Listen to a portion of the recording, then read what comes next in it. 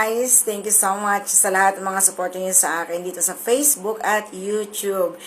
Minsan lang ako doon sa TikTok actually, no? Dito lang ako lagi sa YouTube at Facebook.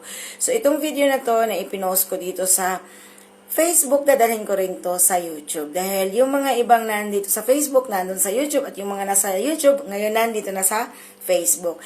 So yung mga, actually, tumaas na yung followers ko dito sa Facebook, no? Actually, hindi ako kumikita. Okay? Wala akong kita dito, guys. Pero, continuous yung aking pagpo-post laban sa ating inutil na gobyerno. Tulong-tulong tayo para sa progreso at magiging productive yung ating gobyerno ulit. No, di ba guys? So, doon sa YouTube naman, maraming salamat sa iyong suporta sa akin at nagiging 20,000 na tayo mahigit. At 2 araw lang since noon, nagiging 20,016. So, tumaas kasi nga nung nakita ng asawa ko, 20,007.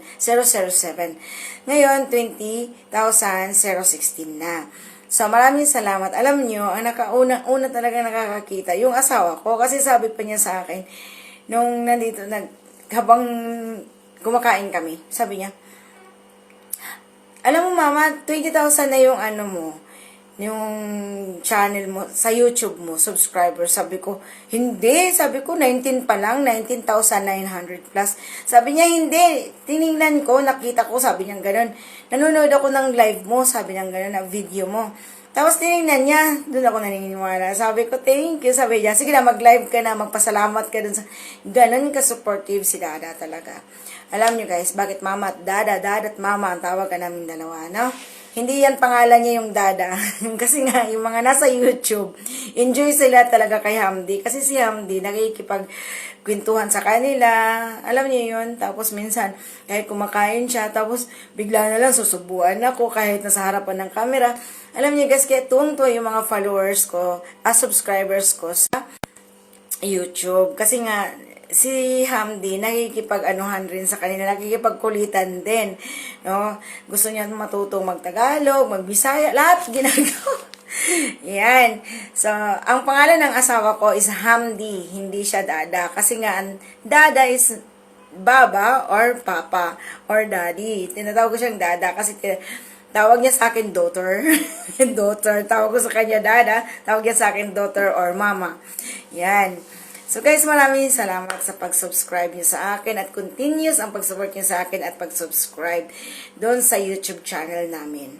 Ang YouTube channel ko ay parehas lang din dito sa Facebook, Donaturo Milan Hill. At dito sa Facebook, maraming salamat dahil 9,000 mahigit na nag-grow na talaga. So, kahit hindi ako, guys, sa totoo lang, no, baka iniisip nyo na kumikita ako dito sa Facebook. Hindi talaga ako kumikita dito dahil marami akong violation at hindi rin ako naglilinis, no? Wala rin akong pakialam kahit umabot na ng 6 million views na noon, pero wala talaga. Ganon. Hindi ko alam gawin dito sa kay Mita. So, nandun ako kay YouTube. So, actually, no, sa lahat ng mga sumusuporta sa akin, maraming salamat at hindi ako nakakapagpasalamat sa yung video na ginawa ko na mag-thank you sa inyong lahat. So, maraming salamat sa inyong pagsuporta at patuloy na suportahan yung aming channel. Ayan.